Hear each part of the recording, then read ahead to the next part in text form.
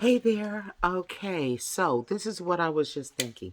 What is really interesting is that, well, two things I thought about. I was thinking, am I privileged? My mom and dad were college educated and we were upper middle class and all of that. And I thought, it's been hard. It's been hard. I mean, I don't know, privilege. And a lot of people in college and universities, college professors like to say, well, we're here in this room and we're all privileged because we all have education. And I'm thinking, are we really privileged? Because as I know that for college at Wake Forest University, I bounced a ball to get my way through school. That was a lot of work. Um, so I think privilege is the difference between being placed and earned. If you're placed someplace, that's a privilege, possibly. Um, if you've earned something, um, I don't know if that's a privilege or not, but you can be blessed. So, anyways, speaking of which, real quickly, I was just thinking, what do you think about this? I was just thinking that in one of my segments, Life is Funny, but I'm not laughing. Because it seems that when the protests are going on and the protesters, a lot of people are saying, such as Biden, he said today, which I agree, to some degree, where he says he can understand about the high emotions of Breonna Taylor and the outcome of this case. But he said violence is never the answer. Hmm. I'll just say this. I think a couple of things.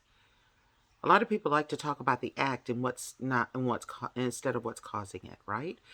It's just like a child cries. You can't just get rid of the cries, or you can. Some people will take a little bit of liquor and put it on their tongue, and I know, old school. But it's because the child is teething. So they're going to the root of the problem. A baby cries, or someone acts up, an adult acts up, a child acts up.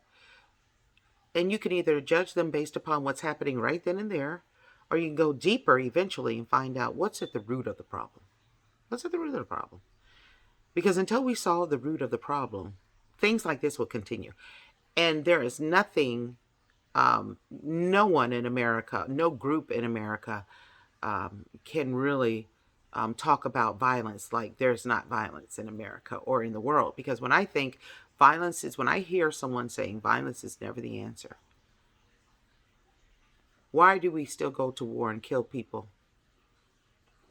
in other countries? People we've never met, people we've never seen. If violence is never the answer, why is it that people can sit on the ground trying to protect someone with their hands up with no weapon and be attacked with violence?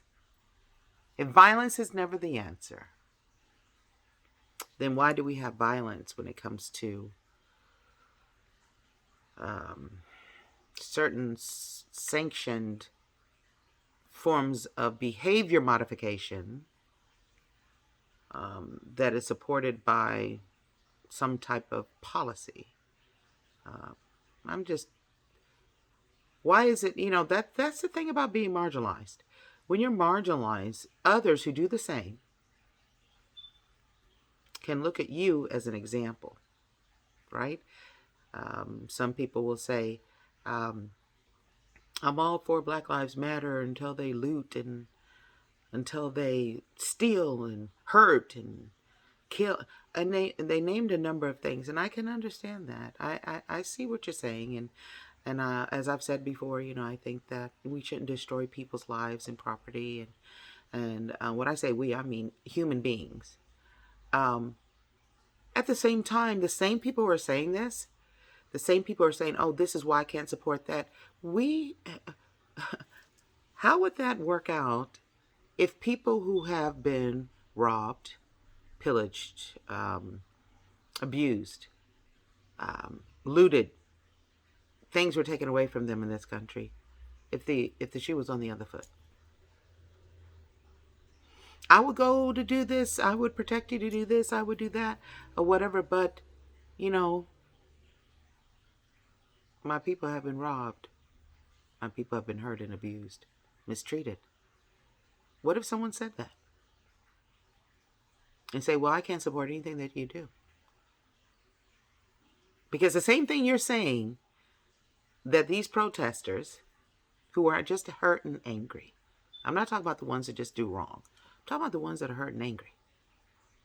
This is not just hurt and angry from Breonna. This is hurt and angry from 400 years. And a lot of people know that. And so, but it's very interesting that, as I put in my book, 250 Years and Still a Slave, because I believe we have to all come together. I think all of us have been conditioned in ways that are not good. Not good. All of us. And, you know, if you look at classism, that's another whole story. But in my book, 250 Years and Still a Slave, Escaping with, Breaking Free with Active Centralized Empowerment, what I talk about is that we look at, a lot of us are enslaved to a lot of different things. A lot of us. And if you want to be fair and equal, then be fair and equal. If you want to practice racial profiling and say that every single person who looks like this should be pulled over, then make sure we racial profile on the other end. That every single person who sold national secrets to other countries, Ponzi schemes. I mean, if we really wanted to get down to it, we could say, okay, let's make it equal. Most abusers, when it comes to women as victims, are male in certain areas. So are we supposed to are we supposed to profile every single male? Like every single male is an abuser? You should automatically think they're an abuser until they show you differently. Seriously? So if you look at that equation, it doesn't make sense. It's not fair. So then why is that used for this group? Why is that used for that group? You're talking about people who fought every single war in this country without their own rights. They did that. But you're saying, I'm not going to support them because they threw a trash can through that window. We haven't dealt with the problem in America. We haven't. And now the problem is just being exacerbated by other things where violence is not the answer. Then I think that any police officer who has done there were no drugs found. So, and nobody, this innocent child, lost her life for what? For what? But we always want to tell our little 5-year-old, now you know you spilled that milk. So therefore we believe in that. We believe that the punishment should fit the crime, if that's a crime, right? In some households it might be. But then when it comes to others, it doesn't have to.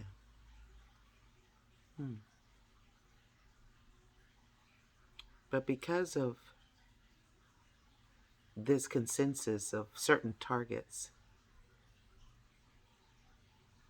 lives are lost. All lives.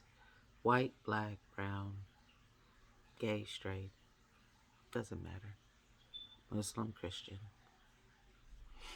A lot of people are trying to play God, and you are not God. But I love you. And God loves you. And I hope you have a great day. Just think about it. Violence is never the answer. Well, I think we need to start practicing that in this country and in this world. I feel that for everything bad, I try to put something good in it. So when my heart is hurting, I will put some good in and say that God has the final say and that I love you no matter who you are, no matter what you look like or who you love. I love you anyways. Still. You have an awesome day. Okay? God bless you. We'll get through it. All right. Take care.